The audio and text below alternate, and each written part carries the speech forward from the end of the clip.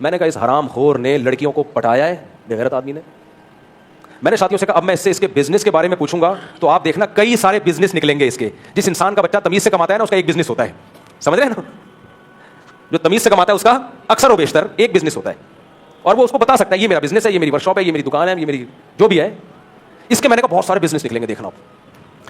میں نے پوچھا آپ کا ماشاءاللہ اتنی بیویاں, آپ کماتے کیا ہیں, بزنس کیا ہے؟ کہتے ہیں میں الحمدللہ یہ بھی کرتا ہوں, وہ بھی کرتا ہوں, فلانا بھی کرتا ہوں, ٹمکانا بھی. مطلب کچھ بھی نہیں کرتا, تو باتیں پھینکتا ہے, منہ کے فائر کرتا ہے. جو بہت کچھ کر رہا ہے سمجھ لو وہ منہ سے کیا کر رہا ہے, فائرنگ. میں نے کہا اس کمبخت کے پاس جن چڑیل بھوت بھگانے کے نام پہ لوگوں سے ہدیے لیتا ہے, نذرانے لیتا ہے, پیسے لیتا ہے, حرام خور, اور مدرسے کے یتیم بچوں کو بھی کیش کراتا ہوگا. میرے پاس اتنے بچے پڑھ رہے ہیں, انہیں رکھا ہوا کیسے ہوگا یہ تو کوئی جا کے دیکھے نا. جب کوئی سیٹ دورے پہ آتا ہے تو بڑا اچھا بھی رکھ دیتے ہیں, دیکھو کتنا اچھا کھا رہے ہیں.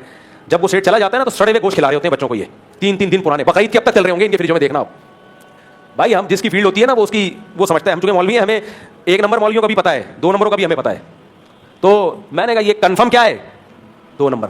میں نے کہا اس کو رشتے بھی کیسے ملے. میں نے کہا ہم تو اتنے مشہور ہونے کے بعد بھی دھکے کھا کھا کے اب جا کے چوتھی ہوئی ہے ہماری یار. وہ بھی نہیں ہوتی تو اب تو ریٹائر ہونے والے تھے ہم. ان کو پتہ نہیں کیسے ٹھک ٹھک ٹھک کر کے مل رہی ہوتی ہیں یار. تو میں نے کہا یہ ان کو رشتے کیسے ملتے ہیں میں آپ کو بتاؤں, خوب سمجھ لو. خواتین آتی ہیں, کچھ اپنے شوہروں سے پریشان ہوتی ہیں, کچھ ساس سے پریشان ہوتی ہیں, یہ ان کو چکنی چپڑی باتوں سے اپنی طرف کھینچتے ہیں. عورت محبت کی محتاج ہوتی ہے, کوئی بھی نرم اس میں بات کرے گا ادھر آ جاتی ہے. پھر یہ مسمرزم کے ماسٹر ہوتے ہیں, دماغ کو کیپچر کرنا جانتے ہیں. یہ مسمرزم یہ عملیات کر کے نا کیپچر کرتے ہیں. اتنے گھر ان کمبختوں نے طلاقیں دلوا کے خوبصورت عورتوں سے شادیاں کرتے ہیں نا یہ بغیرت عامل لوگ. تو ان کے کیا بولوں میں, ان کے بہت اسکینڈل بنے ہوئے ہوتے ہیں, عاملوں کے بہت اسکینڈل ہوتے ہیں ان کے.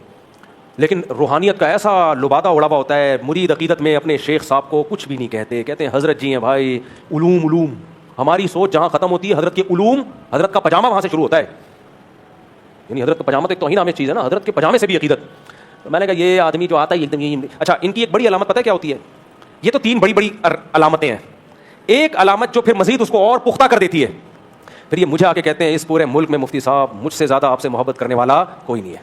کیونکہ ان کو پتا ہوتا ہے کہ میں عاملوں کے بہت خلاف ہوں, تو پھر یہ سب سے پہلے مجھے رام کرنے کی کوشش کرتے ہیں تاکہ اس ملک میں آپ عاملوں پہ ہاتھ کیسا رکھیں ہلکا. کیوں ساری عقیدت تجھی بھی مر گئی ہے, پورے ملک میں تو اکیلا پیدا ہوا ہے جو ہم سے عقیدہ ہمارے سرخاب کے پر لگے ہوئے ہیں.